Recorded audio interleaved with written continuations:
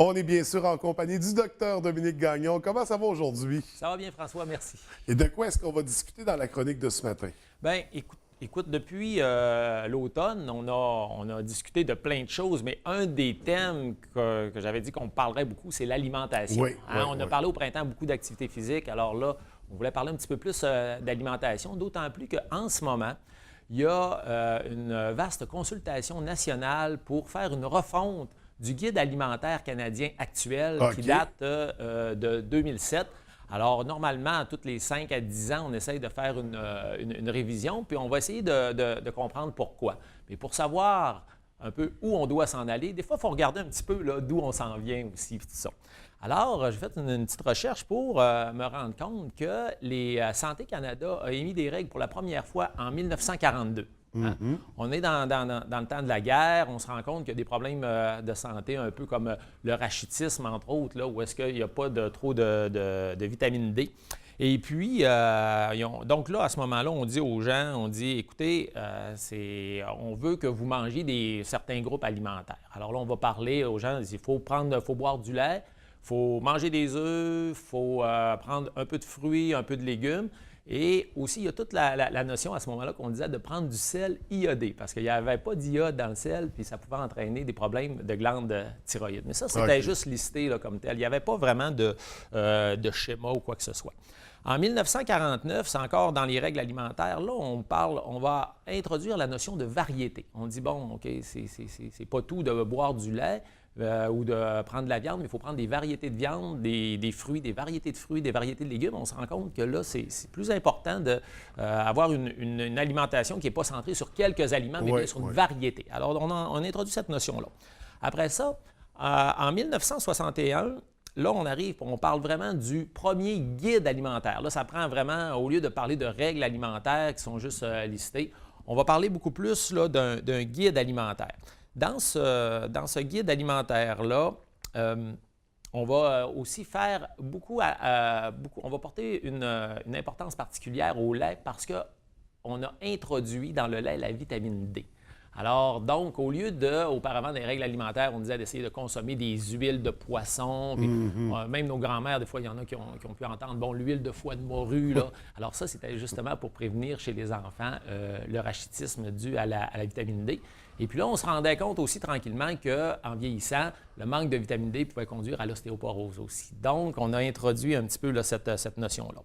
On évolue, et puis là, en 1977 et 82, on arrive avec ce qu'on appelle l'espèce d'assiette soleil. Alors là, je pense qu'on le voit bien à l'écran présentement.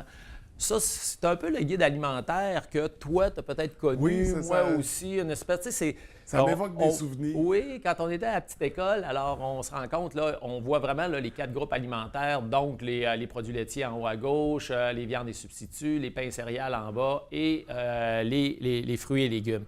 Mais en plus, qu'est-ce qui, en 1982, en gardant le même pictogramme, on a mis l'emphase aussi sur les maladies chroniques. Parce que là, on commence à se rendre compte que le fait de bien manger va aider à réduire un petit peu là, au niveau des maladies chroniques. Alors là, on va parler de faire des réductions en sel, des réductions en sucre, des réductions en gras et des réductions au niveau de l'alcool aussi. On se rend compte que si on mange trop de ça, il faut faire attention. Là, on progresse, puis on dit on va changer notre pictogramme. On arrive en 1992, 10 ans plus tard, puis là, on dit on va le mettre, mais sous forme d'arc-en-ciel. Pourquoi? Parce qu'il y a des groupes qui sont plus importants que d'autres. On se souvient que notre assiette, c'est divisé en 4 groupes égaux. Et puis là, on voit bien là, ici les pains et céréales. On dit ça, c'est vraiment la base de notre alimentation. Il faut manger aussi des fruits et légumes, les produits laitiers, puis les viandes un petit peu moins, mais pour une alimentation équilibrée, là, ça donnait une idée qu'il y a des groupes qui sont plus importants que d'autres. C'est des portions aussi, il faut le voir un peu comme ça, j'imagine. Les portions ont été introduites aussi déjà auparavant. J'ai oublié d'en parler, mais en 1982, déjà, bon, on disait, bon, ça prend, mettons, 2 portions de produits laitiers, ça va en prendre 2 à 3 de viande et substituts, ça va en prendre 5 de fruits et légumes. Et puis là, ça a augmenté. Là, dans la dernière version qu'on peut voir en 2007, celle qu'en ce moment on réfléchit pour une révision, là, on a mis vraiment une espèce d'arc-en-ciel encore, si on peut dire, comme en première page, axé beaucoup plus sur les fruits et légumes. Alors, fruits et légumes, on s'est rendu compte que c'est vraiment ça qui devrait Qui constituer vient de la base ouais. de notre alimentation. Il faut manger beaucoup plus de portions comme ça. Donc, c'est plus les produits céréaliers comme ça l'était sur le schéma précédent. Non, bien, qui viennent en deuxième, Oui, quand oui. même, que c'est bien important. Mais Et fruits puis et là, légumes, c'est le plus important. puis là, on s'est mis à dire, regarde, il faut donner beaucoup d'informations. Et puis ce guide-là, OK, ça, on voit la page principale à l'écran, mais il y a 6 pages. Il contient 6 pages. Et puis, dans ces 6 pages-là, ben, on dit que c'est important d'être actif. On va parler aussi de la notion des étiquettes aussi, et les étiquettes qu'on retrouve sur les produits transformés par l'industrie, voir qu'est-ce qu'il y a dedans. Il y a des sections selon les âges aussi, quand tu es enfant, quand tu es adulte. Donc, il y a une multitude d'informations qui sont arrivées là, dont certaines sont très pertinentes. Là, on introduit aussi la notion de l'importance de boire de l'eau aussi, entre autres, tout ça. Mais là, maintenant, on est rendu avec ce guide-là et on regarde derrière et on fait un triste constat, malheureusement. Puis le constat qu'on a fait au cours des dernières émissions ici, où on se rend compte que les taux d'obésité dans les 30 dernières années, malgré qu'on ait des bons guides alimentaires, tout ça, augmente. Le taux de maladies chroniques augmente, hein, alors que tu te souviens qu'on avait mentionné que, entre autres, chez les hommes, de 45 ans et plus, selon les enquêtes Santé Québec, il y en a 7 sur 10 qui souffrent d'obésité ou d'embonpoint. Et puis ça, bien, on connaît les maladies chroniques qui découlent de ça. On en a parlé aussi, entre autres, le diabète, les maladies cardiovasculaires aussi et certains cancers. Alors, tout ça, c'est relié à l'alimentation. On a un guide, mais il y a 2 problèmes majeurs. D'une part, le message du guide n'a pas de l'air à passer. C'est sûr que quand c'est 6 pages, c'est très élaboré, puis tout ça, ben OK, on a une idée globale, mais ça ne correspond pas vraiment à ce qu'on voit à l'épicerie tant que tel.